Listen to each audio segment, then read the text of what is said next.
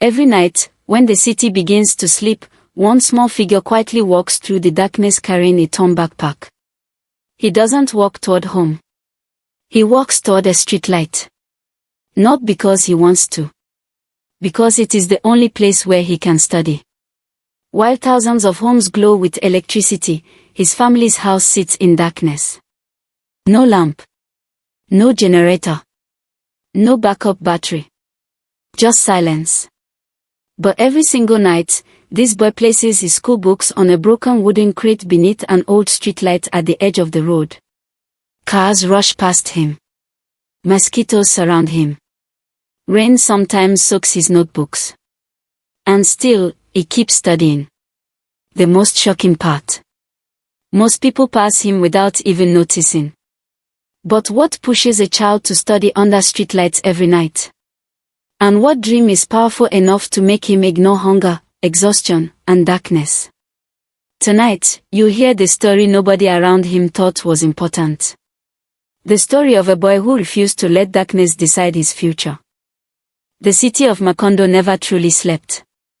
Even after midnight, distant motorcycle engines echoed through narrow streets lined with unfinished buildings and rusted roofs.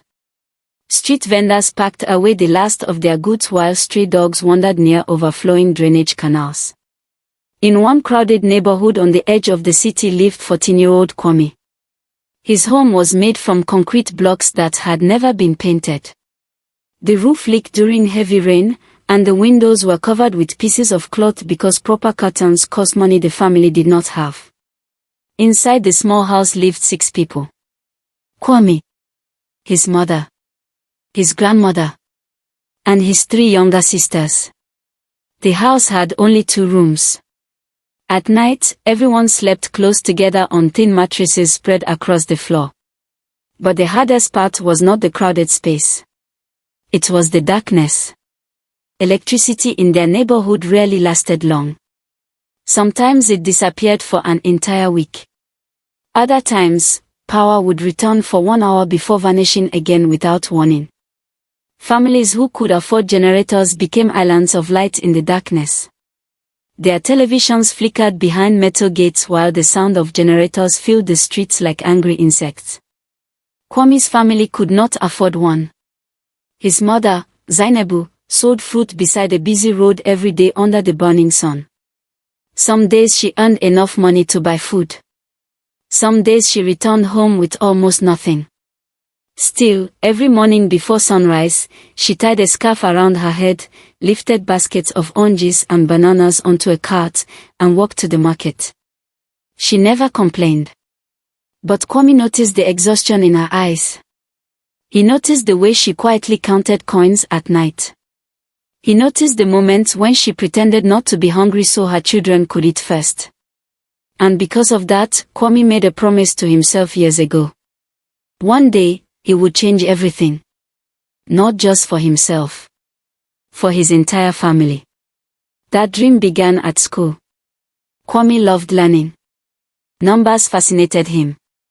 Science amazed him. But books became his favorite escape. Inside books, he discovered places beyond the crowded streets of Kentaba. He read about engineers building giant bridges. Doctors saving lives. Students earning scholarships abroad. Inventors changing entire countries. Every page made him believe life could become something bigger than survival. His teachers noticed him quickly. Unlike many students who struggled to stay focused in overcrowded classrooms, Kwame listened carefully to every lesson. He asked questions. He stayed after class. He borrowed old textbooks whenever possible. One teacher in particular believed deeply in him. Mr. Okoro. He taught mathematics at Kwame's school and had spent more than 20 years teaching children from poor neighborhoods. Most students forgot lessons soon after class ended. But Kwame was different.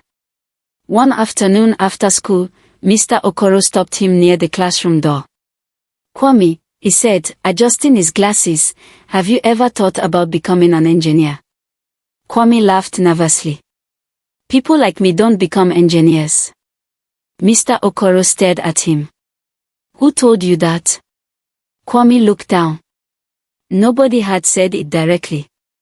But sometimes the word teaches children limits without using words.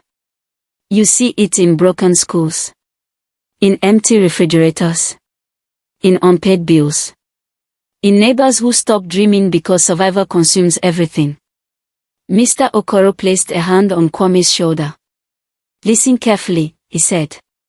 Your circumstances are temporary. Your mind is powerful. Never confuse the two. Those words stayed inside Kwame for years. But motivation alone could not solve one major problem. Studying at home had become nearly impossible. Every evening after dinner, darkness swallowed the house. His younger sisters cried from the heat. Mosquitoes buzzed endlessly. And the tiny kerosene lamp his grandmother sometimes used barely produced enough light to read a single page. Kerosene itself had become expensive. So most nights, the lamp stayed empty. At first, Kwame tried studying near neighbors' windows whenever they used generators. But eventually people became annoyed. One man shouted at him to leave. Another accused him of trying to spy on their house. So Kwame searched for another solution. That was when he discovered the streetlight. It stood beside an old intersection near a mechanic workshop almost 20 minutes from his house. Unlike many broken lights in the neighborhood, this one still worked. Its pale yellow glow stretched across the roadside each night like a small island of hope. The first time Kwame sat beneath it, he felt embarrassed. Cars passed slowly. People stared. Some laughed. A group of older boys even mocked him. "Professor," they shouted jokingly. "Will streetlights make you rich?" Kwame ignored them. Because under that streetlight, for the first time in weeks, he could finally see his books clearly. So he returned the next night. And the night after that. Soon, it became part of his life. Every evening after helping his mother carry water and wash dishes, Kwame packed his school books into his warm backpack. Then he walked through dark streets toward the intersection. Sometimes he arrived before sunset. Other times he stayed until midnight. Rainy nights were the worst. When storms came, he pressed himself against closed shop doors while protecting his notebooks beneath his shirt. Yet even then, he rarely gave up. People in the neighborhood slowly began recognizing him. Drivers saw him repeatedly. Street vendors noticed him. Motorcycle riders passed him every night. Most ignored him. But a few quietly admired his determination. One elderly security guard named Baba Musa worked near the intersection. Every night around 10 p.m., he walked past Kwame carrying a flashlight and wooden stick. At first, he thought the boy was strange. But over time, curiosity replaced suspicion. One evening he stopped beside Kwame. "Why do you keep studying here?" he asked. Kwame hesitated. Then he answered honestly. "Because this light is free." The old man remained silent for several seconds. He looked at the open textbooks. The handwritten notes. The exhausted eyes of a child trying desperately to build a future. Then Baba Musa slowly nodded. After that night, he occasionally brought Kwame small things. A bottle of water. A piece of bread. An extra pen. Nothing expensive. But to Kwame, those small gestures mattered. They reminded him that somebody saw him. Still, not everyone supported his dream. Some relatives believed he wasted time. One uncle once told him, "School will not feed your family. Learn a trade instead." Others said poor children should focus on survival, not impossible ambitions. Kwame listened quietly. But deep inside, he refused to surrender his dream. Because every time he imagined the future, he saw something different. He saw his mother resting instead of struggling. He saw his sisters attending better schools. He saw a house filled with light. Real light. Not borrowed light from a street corner. One night, after hours of studying mathematics beneath the streetlight, Kwame noticed a car parked nearby. A woman inside watched him silently through the window. At first he felt nervous. But after several moments, she stepped out. She wore formal clothes and carried a laptop bag. "Do you study here every night?" she asked. Kwame nodded carefully. The woman looked around the dark street.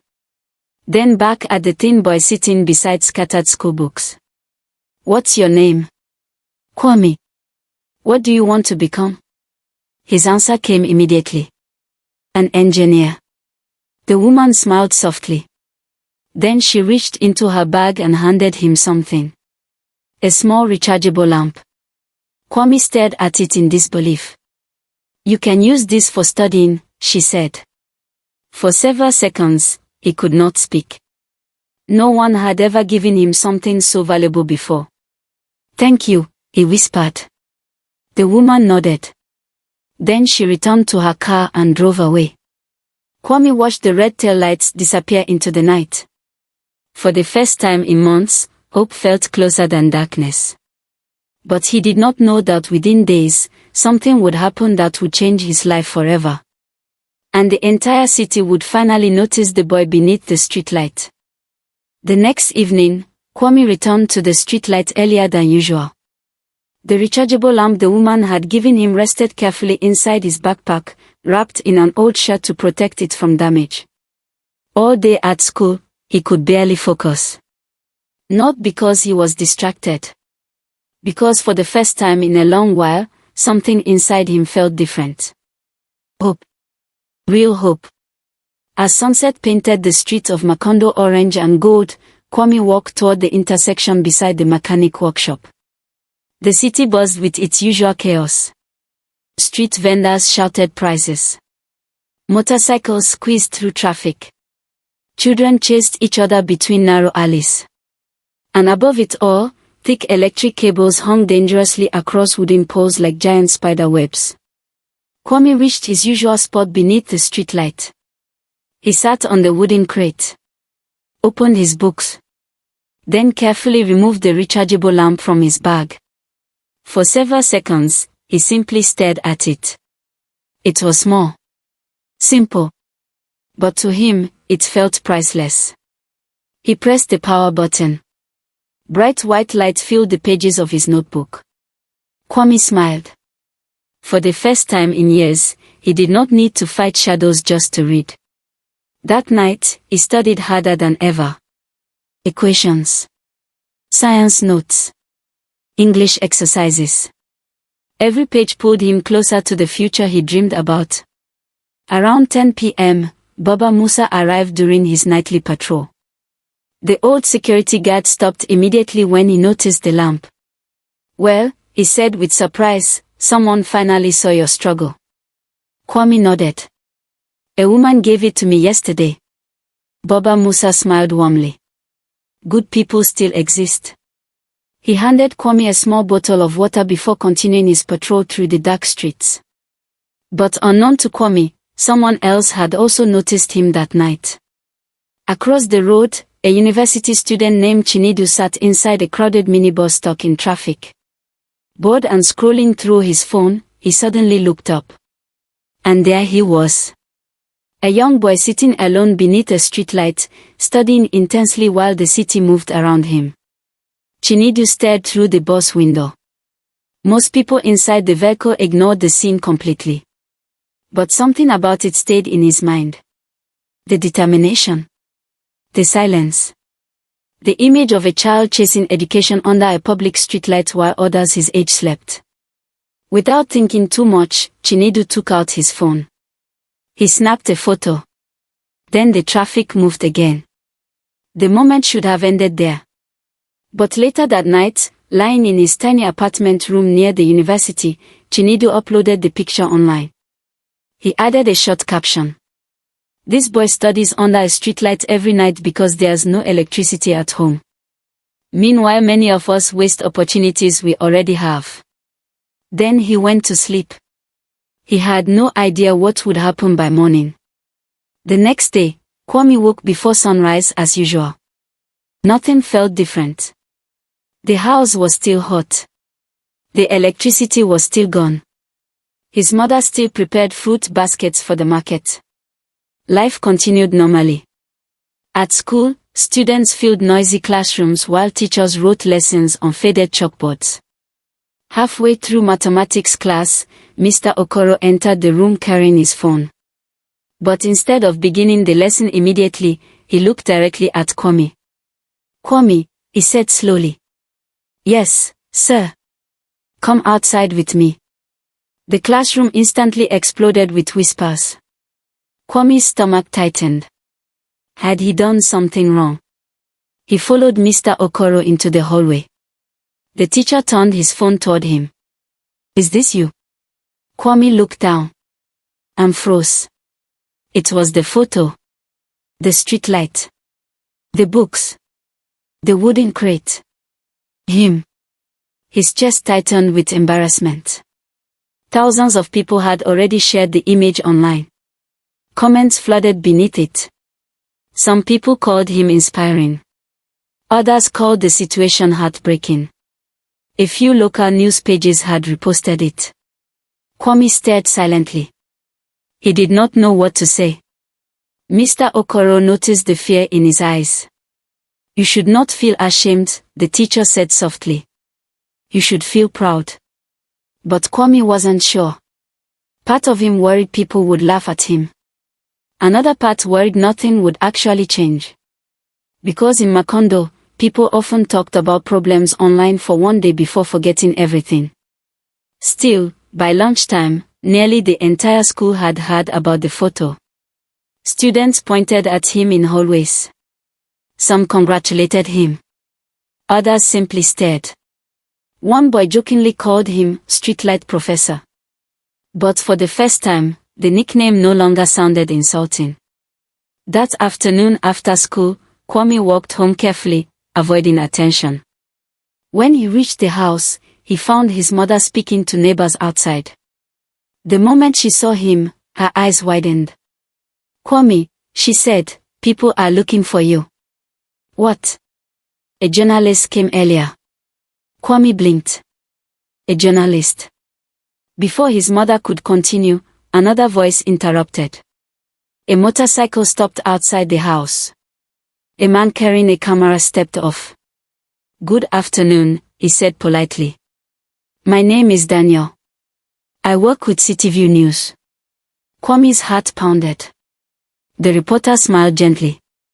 "We saw your story online. Would you mind speaking with us?" Kwame looked at his mother nervously. She seemed just as shocked as he was. The interview happened outside because the house was too dark inside.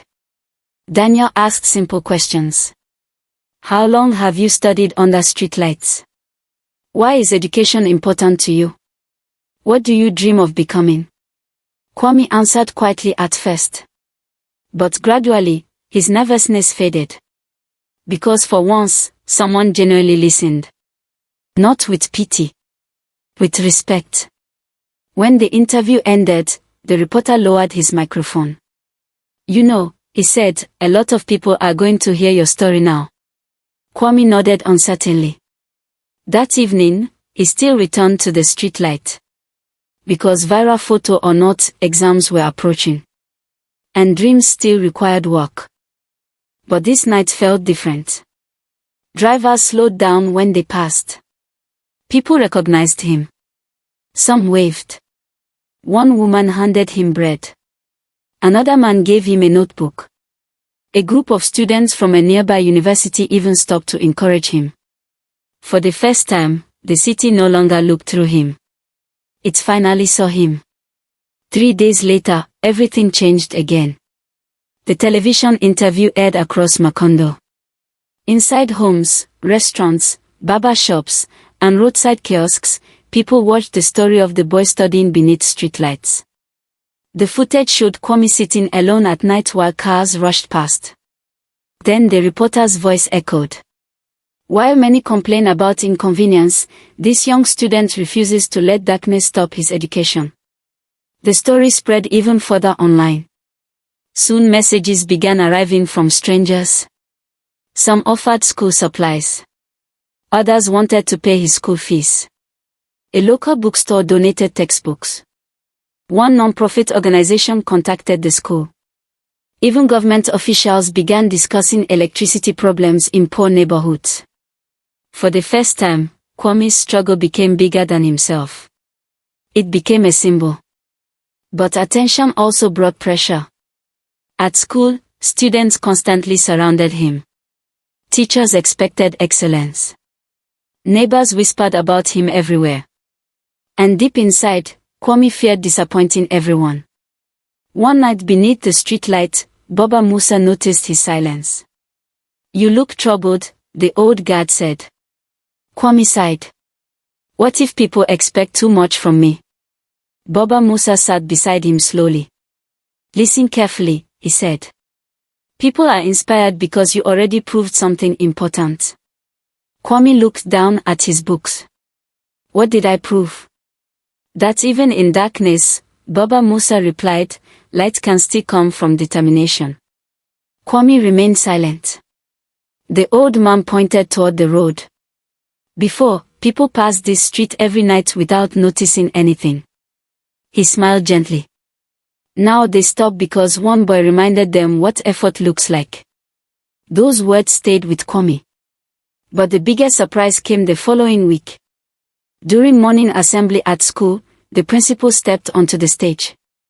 He adjusted the microphone and cleared his throat. "Today," he announced, "we have special visitors." A black SUV entered through the school gate.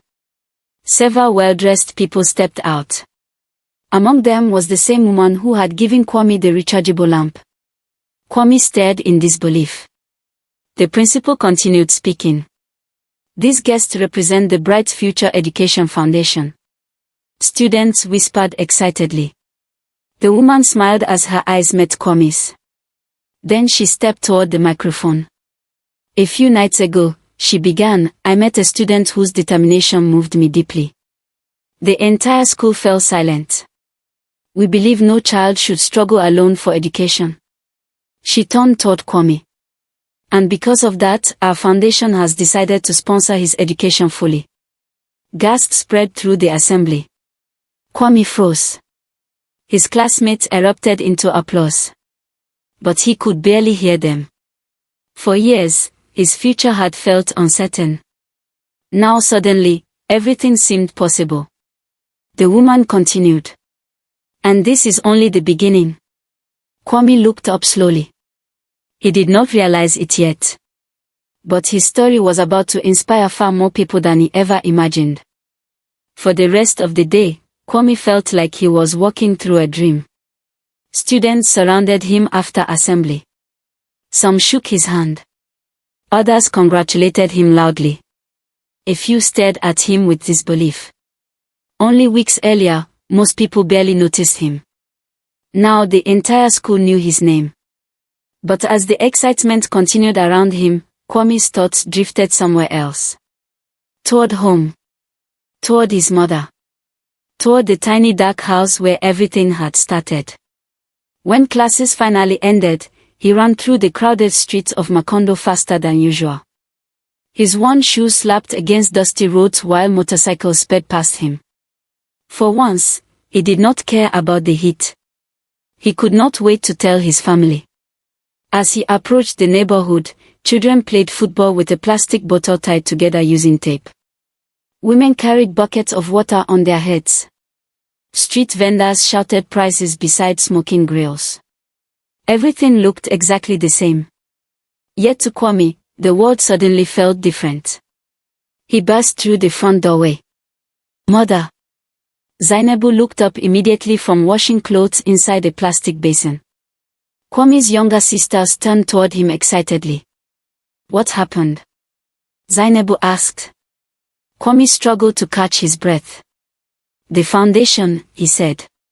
"They are paying for my education." Silence filled the room. For a moment, nobody moved. Then Zainabu slowly lowered her hands into her lap. "You mean your school fees?" she asked carefully. Kwame nodded. "All of them." His mother stared at him. Then tears quietly filled her eyes. She tried to hide them. But she could not. For years, school fees had haunted the family. Every term brought stress. Every payment deadline felt like a storm approaching. Sometimes Zainabu borrowed money. Sometimes she sold extra belongings. Sometimes she skipped meals. And still, it was never enough. Now suddenly, that burden had lifted. Kwame's younger sister jumped excitedly. Does that mean Kwame will become rich? Everyone laughed softly. Even Zainabu. But deep down, she felt something far stronger than relief. Pride. Her son had refused to surrender to hardship. And somehow, the world had finally noticed. That evening, neighbors began arriving at the house. Some offered congratulations. Others brought small gifts. One woman carried rice. Another brought bread. The tiny home filled with unusual warmth. But not everyone celebrated. Outside, whispers spread through the neighborhood. Some people admired Kwame. Others envied the attention he received. A man nearby muttered, "So many children suffer here. Why does only one boy become famous?" Another replied, "That's how the world works." Kwame overheard some of the conversations. And for the first time since the story went viral, guilt entered his heart. Because the truth was painful. He was not the only child struggling. Many students in Macondo studied without electricity. Many families could barely afford food. Many children abandoned school completely because survival came first. Why had his story reached people while countless others remained invisible? That question followed him throughout the night. Later, after everyone slept, Kwame stepped outside. The neighborhood sat beneath darkness once again. Far away, expensive neighborhoods glowed with uninterrupted electricity. But here, silence and shadows covered nearly everything. Kwame stared toward the familiar streetlight in the distance. For months, that place had become part of his identity. A symbol of struggle. A symbol of determination. And now, a symbol the entire city recognized.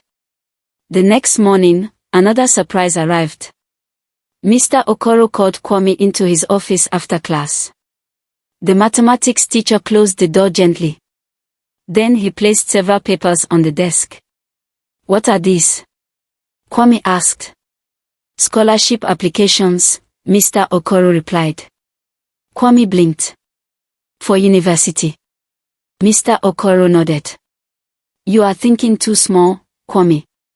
Kwame looked confused. The teacher leaned forward. "You survived conditions that would destroy many people's motivation." He tapped the papers.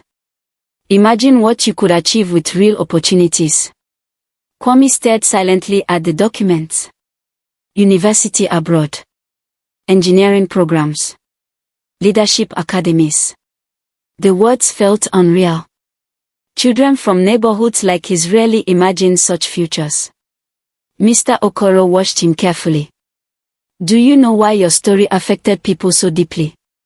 Kwame shook his head. "Because people saw hunger for knowledge," the teacher said. "Not excuses." Those words stayed inside Kwame long after the conversation ended. Over the following weeks, life became increasingly complicated. The attention refused to disappear. News channels invited him for interviews. Schools requested motivational speeches. Local organizations wanted photographs. At first, Kwame felt overwhelmed. He was still just a teenager. He still worried about exams. Still carried water home. Still shared crowded sleeping space with his sisters. Yet suddenly adults treated him like a public symbol. One afternoon, after recording an interview at a local radio station, Kwame sat quietly inside the car transporting him home. Beside him sat the woman from the Bright Future Education Foundation. Her name was Nia. Unlike reporters chasing emotional headlines, Nia spoke calmly and directly. "You seem uncomfortable with attention," she said. Kwame nodded honestly. I don't understand why people care so much about me. Nia looked out the car window. They care because your story reminds people of something they forgot. What? That potential exists everywhere. Kwame remained silent. Nia continued. Many people assume talent only grows in wealthy places. She turned toward him. But determination exists in poor neighborhoods too. The car passed through crowded streets lined with market stalls and unfinished buildings. Children chased tires through dusty roads. Young men gathered around roadside televisions watching football. Life continued normally around them. Yet Kwame slowly realized something. His story had become bigger than school. It represented every child struggling silently in difficult conditions. And whether he wanted it or not, people now looked at him with hope. That realization frightened him. Because hope is heavy.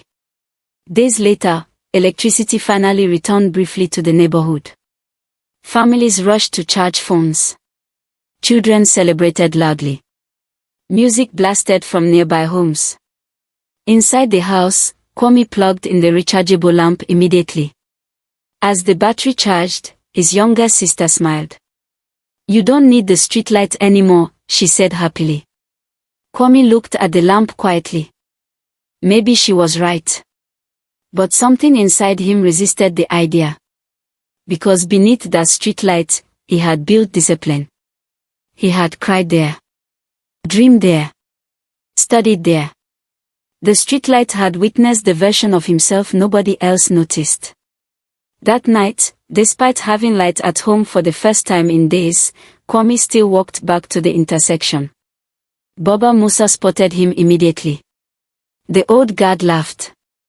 "So the famous student still remembers us." Kwame smiled. "I could never forget this place." The old man sat beside him. For several minutes, they watched cars pass silently. Then Baba Musa spoke. "You know," he said, "many people become proud after receiving attention." Kwame looked down. "I'm still the same person." Baba Musa nodded. "Good. Stay that way." The old guard pointed toward the glowing streetlight overhead. "This light helped people notice you." Then he tapped Kwame's chest gently. "But your real light came from here." Kwame looked away quietly. Those words touched him deeply. Because deep down, he feared losing himself. He feared becoming distracted. Fame, even small local fame, changes people. He had already seen it happen. Some classmates acted differently around him. Adults suddenly offered advice. Strangers expected perfection. But beneath the streetlight, everything still felt honest. Simple. Real. A month later, exam season arrived. Pressure consumed the school. Students revised notes desperately. Teachers assigned extra lessons. Parents prayed for good results. For Kwame, the pressure felt even heavier. Now people expected excellence from him. The streetlight boy could not fail. Every night he studied harder than ever. Past midnight. Early mornings. Long hours solving equations until his hands cramped. Sometimes exhaustion nearly defeated him. One rainy evening, after struggling through advanced mathematics problems, frustration exploded inside him. He slammed his notebook shut. "What if I'm not actually special?" he whispered. Rain hammered nearby rooftops. Cars sprayed water across the road. Kwame buried his face in his hands. For the first time in months, fear consumed him. What if everyone believed in a future he could not achieve? What if all the attention disappeared? What if he failed? Then suddenly, a familiar voice interrupted his thoughts. "Failure is part of every great journey." Kwame looked up. Mr. Okoro stood nearby holding an umbrella. The teacher had been returning home when he noticed Kwame studying alone in the rain. He walked closer. "You think successful people never doubt themselves?" he asked. Kwame remained silent. Mr. Okoro smiled gently. Courage is not the absence of fear. He pointed toward the open notebook. It is continuing despite fear. The teacher sat beside him beneath the dim glow of the streetlight. And together, in the middle of the rainy nights, they solved mathematics problems while thunder echoed above Macondo. At that moment, Kwame realized something important. He had never truly been alone. Not under the streetlight. Not in the darkness. And not in his dream. But he still did not know the hardest challenge was yet to come. Because soon, a single decision would force Kwame to choose between opportunity and the people he loved most.